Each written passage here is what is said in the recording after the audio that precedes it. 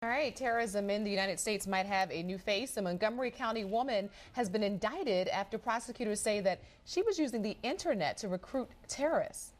The scary thing here, we think about terrorists overseas. This right here in our backyard. Jihad Jane, as she calls herself, says she was desperate to do something to help suffering Muslims. Steve Keeley has more now from the federal courthouse in Center City. Steve? Well, since our late news last night at 10 o'clock, we've learned a few new things, including that FBI agents first questioned Colleen LaRose back on July 17th.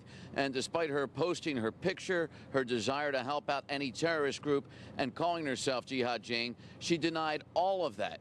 All lies, the indictment now says, charging her with making false statements to federal authorities, among the more serious charges she now faces. And even after that FBI visit in July, that next month in August, federal prosecutors charged she went over to Europe, where she got together with an online group hosted by the Swedish editorial cartoonist and tried to track his whereabouts online, but never apparently tried to actually kill him. She was arrested back here in the Philadelphia area in October when she came home, and her case was only made public yesterday after police over in Ireland arrested 7 co-conspirators in that plot to kill the cartoonist.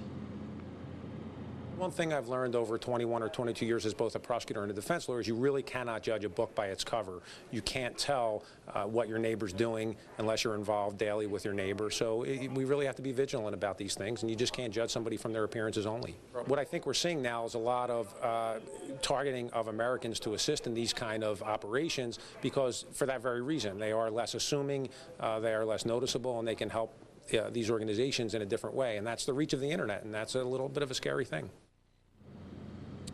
And echoing that, the U.S. Attorney here for Eastern Pennsylvania, based in Philly, Michael Levy, who said, quote, "This shatters any lingering thought that we can spot a terrorist based on appearance."